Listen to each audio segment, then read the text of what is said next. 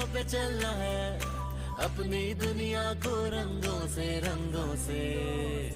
भरना है। I love the educators, I love the educators, I love the educators, I love the educators। इल्म की राह पर हमको यूं चलना है, मैं पढ़ूंगा, मुझे पढ़ना। Assalamu alaikum, good morning students. I hope you all are enjoying good health. Okay, 3 class, today we'll start unit number 6, the atmosphere। आज हम इसकी रिवीजन स्टार्ट करने वाले हैं। ओके तो कुछ इसकी रिवीजन हाफ चैप्टर की मैंने जूम क्लास में आपको करवा दी हुई थी, लेकिन आज मैं आपको अगेन इस वीडियो में आपको पिछला जो है वो रिवाइज करवाऊंगी। और 3 क्लास ये जो मैं आपको ओरली आपको एक जो पूरा चैप्टर है वो समराइज कर दूंगी। समराइजमेंट शॉर्ट करके आपको इस एक वीडियो में आपको बताने वाली हूँ। ठीक है, आप लोगों ने इसको गौर से सुन लेना है। और जो बच्चे जूम क्लास में एब्सेंट थे तो उनकी भी हेल्प हो जाएगी इस वीडियो के थ्रू। ओके तो फर्स्ट ऑफ ऑल इस चैप्टर का नेम जो है वो है the atmosphere. What is atmosphere? सबसे पहले तो हम एटमॉस्फेयर को डिस्कस कर लेते हैं। ओके तो there is a huge layer of air all around the earth that is called atmosphere. That layer of air is called basically atmosphere. Okay, for example there is an earth है, तो अर्थ के इर्द गिर्द हवा का जो एक हवा ने घेरा डाला हुआ है, वो जो हवा है वो बेसिकली एटमॉस्फेयर कहलाती है। वो क्या कहलाती है? एटमॉस्फेयर। समझ आ रही है आपको? तो there is a huge layer, बहुत बड़ी है। यहाँ पे तो मैंने बहुत शॉर्ट से बनाई है ना, काफी इसका जो अहाता है वो काफी दूर तक है। तो मैं आपको बताती हूँ वो कहाँ तक है। It covers earth like a thick blanket. इस हवा ने जमीन को इस तरह से घेरा हुआ है जिस तरह के एक ब्लैंकेट ओढ़ लेते हैं। ब्लैंकेट मोटा होता है ना, थिक होता है, तो वो इस हवा की मोटी लेयर ने अर्थ को ब्लैंकेट की तरह घेरा हुआ है या लपेटा हुआ, अपनी लपेट में लिया हुआ है। ओके तो ये जो लेयर, इसको एटमॉस्फेयर कहा जाता है। इस लेयर को, हवा की लेयर को। Atmosphere is more than 1000 kilometre thick. अब एटमॉस्फेयर जो है वो जमीन के इर्द-गिर्द कहाँ, कितनी दूर तक फैला हुआ है? 1000 किलोमीटर तक। 1000 किलोमीटर उसकी लेयर्स बनी हुई है, ऐसे लाइक दिस, इस तरह लेयर्स बनी हुई है, अगर ये आपको नजर आ रही है। ठीक है, तो फर्स्ट लेयर जो है वो ट्रोपोस्फेयर कहलाती है। मैंने थोड़ा सा ऊपर बना दिया, ये थोड़ा सा नीचे बनाती तो ठीक रहना था, लेकिन हम ऐसे ही ठीक करते हैं। ओके, अमेजिंग फैक्ट्स में अगर आ जाए तो फर्स्ट लेयर उन्होंने बताया हुआ है कि वो 16 किलोमीटर हाई है और उसको ट्रोपोस्फेयर कहा जाता है। और ये जो ट्रोपोस्फेयर है इसमें हमारे जो है एरोप्लेन्स वगैरह मूव करते हैं और उससे आगे प्लैनेट्स आ जाते हैं। और ये सारी जो इसके बाद का हवा जहाँ पे खत्म होती है उसके बाद स्पेस शुरू हो जाती है। ओके तो 3 क्लास ये है लेयर्स ऑफ एयर। ओके अगर हम इधर आ जाएं नेक्स्ट पेज पे, तो नेक्स्ट पेज पे हमारा अगर हम समराइज करें तो फर्स्ट ऑफ ऑल ये है कि air is a mixture of gases. Atmosphere is made up of many gases. Atmosphere किससे बना है? हवा से। और हवा जो है वो गैसेस का मिक्सचर है। आपको अगर ब्लैंक आ जाती है dash is a mixture of gases, तो आप लिख सकते हैं एयर। ओके तो air contains nitrogen, oxygen and carbon dioxide. तो इसके अलावा भी डिफरेंट गैसेस हैं जो कि हवा में मौजूद होती हैं, लेकिन नाइट्रोजन, कौन कौन से गैसेस हैं जो यहाँ पे एटमॉस्फेयर में मौजूद हैं? Nitrogen, oxygen and carbon dioxide. Okay that's it. Okay 3 class उन्होंने यहाँ पे बताया हुआ कि it also contains water vapour, dust particles and germs. इसमें डस्ट पार्टिकल्स, वाटर वेपर्स और जर्म्स भी होते हैं हमारी हवा में। नाइट्रोजन जो है वो सबसे ज्यादा पाई जाती है हवा के अंदर, और सबसे कम मिकदार में जो गैस पाई जाती है वो है कार्बन डाइऑक्साइड। सबसे ज्यादा nitrogen.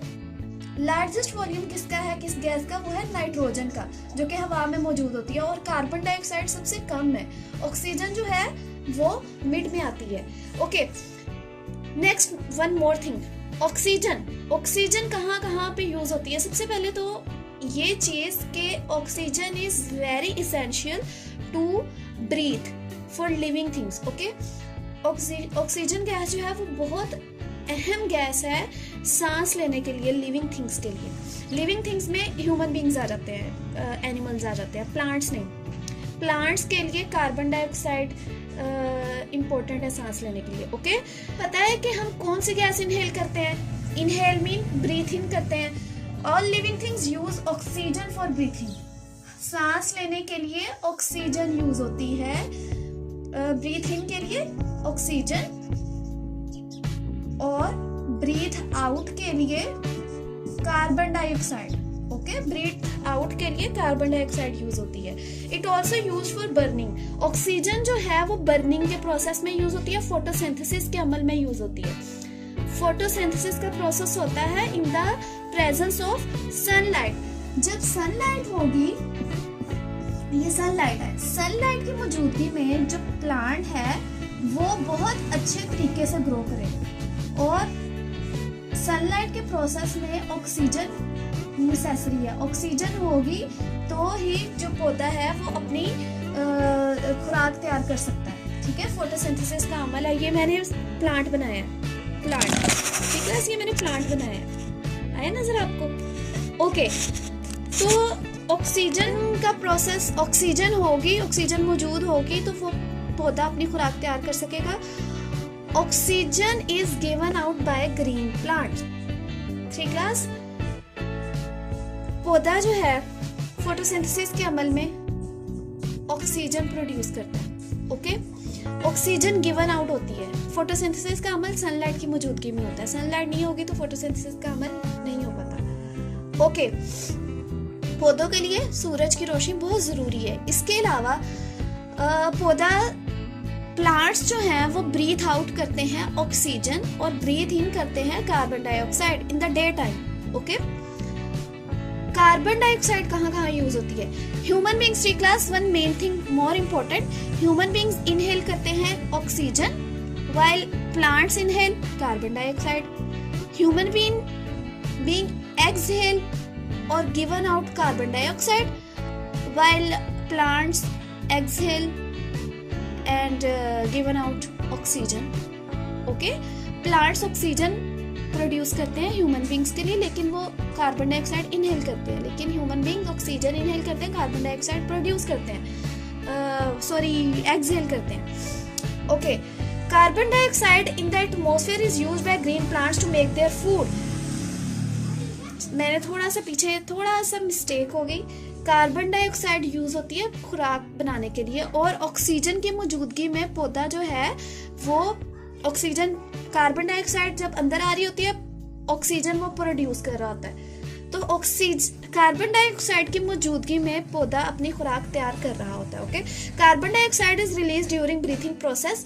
Carbon dioxide is also given out when things burn. जब चीजें जल रही होती हैं, किसी भी चीज को जलने के लिए या बर्न करने के लिए, लाइक दिस, बर्न करने के लिए ऑक्सीजन मौजूद होगी तब ही वो चीज जलेगी।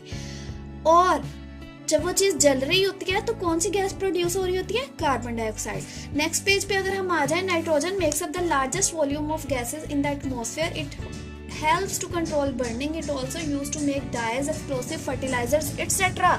ओके, नाइट्रोजन जो है सबसे बड़ा जो वॉल्यूम है गैस का वो है nitrogen in the atmosphere. Okay, और ये किस चीज में मदद करती है हमारी? नाइट्रोजन किस चीज में हेल्प करती है? To control burning. Okay, burning process, burning किसी चीज को कीप बर्निंग करने के लिए, मतलब जलता रखने के लिए कौन सी चीज गैस इंपॉर्टेंट है कि वो जलती रहे? Nitrogen gas. ये कहाँ पे यूज होती है? डाइज में, किसी भी चीज को डाई करने के लिए। एक्सप्लोसिव्स में आ जाते हैं, लाइक फायरवर्क। ओके, फर्टिलाइजर्स जो खाद वगैरह हम पौधों को देते हैं। ओके, लेट्स फाइंड आउट में आ जाए। लेट्स फाइंड आउट में एक्सपेरिमेंट है कि एक स्ट्रिंग है, स्ट्रिंग के इस तरफ हमने ब्लो करके बैलून हैंग कर देना, और इस तरफ जो है दूसरी तरफ हमने सिंपल बैलून को हैंग कर देना है। तो हमें उससे अंदाजा होगा कि जो स्ट्रिंग है वो ब्लो बैलून की तरफ को डाउन ऐसे मूव कर गई है। तो वो क्यों मूव की है? क्योंकि हवा जो है वो वेट रखती है। This shows that air has weight, air has wait.